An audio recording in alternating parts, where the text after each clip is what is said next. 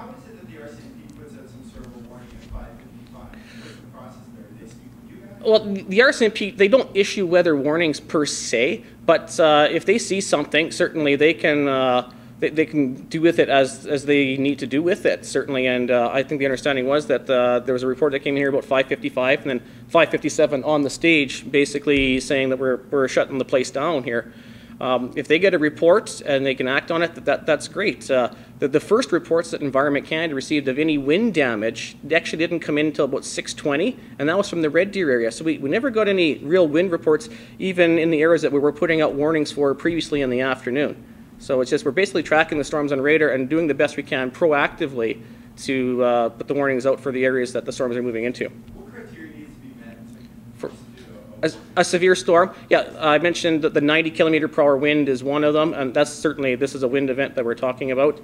As far as severe storms, the other criteria would be large hail, greater than 20 millimeters in diameter, or about 3/4 of an inch, and rain more than 50 millimeters in 1 hour, or the presence of a tornado. So basically, the high winds, large hail, lots of rain, or tornado. Those are the 4 things we're looking for a severe weather watch or a warning.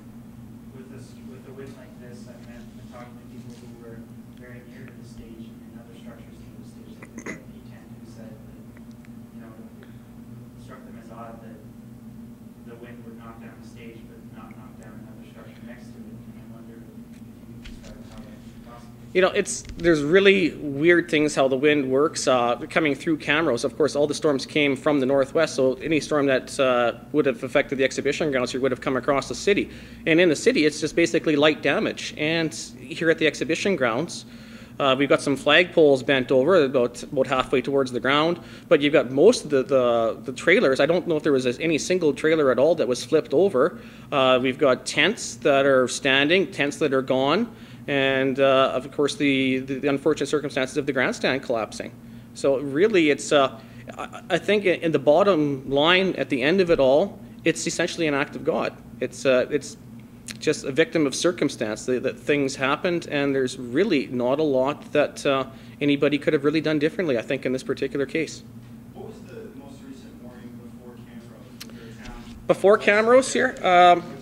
If basically, just going through my chronology here again here, we had warnings out at 5:34 p.m. For Wetaskiwin, Millet, and areas along Highway 2. So it's just a little bit to the west of here.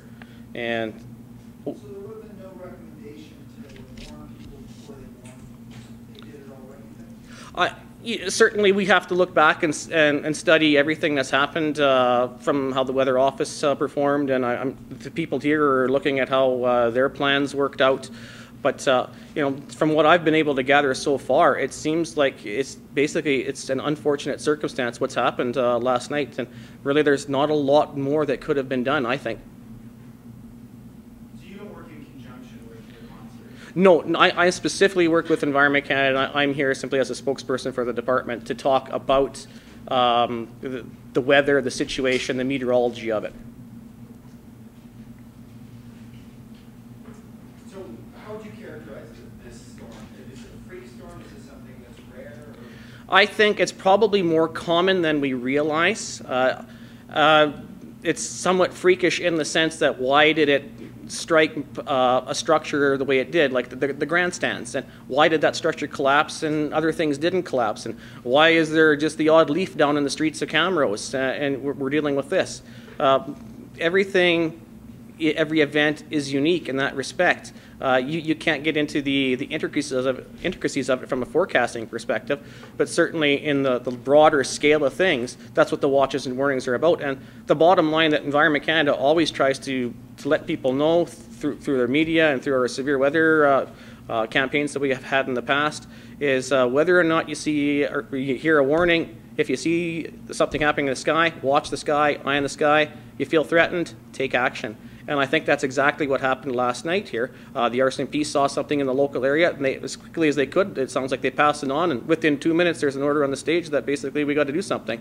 And again, it comes down to the fact that I think everybody did as much as they possibly could have done. Can you categorize the wind speed? Is it equivalent to a tropical storm or a hurricane start? Basically, yeah, a hurricane technically starts at 64 knots, which is about just under 120 kilometers per hour. It's probably at the low end of the hurricane scale, and probably it's an F0, possibly an F1 rating on the Fujita scale for wind damage. And Fujita scale is not just tornadoes; it's any sort of wind damage. On the prairies, we tend to use the Fujita scale, and certainly in maritime climates, they would use the hurricane scale, the category 1 to 5 there. But on the Fujita scale for thunderstorms, this is probably an F0, possibly an F1. And the scale goes up to 5.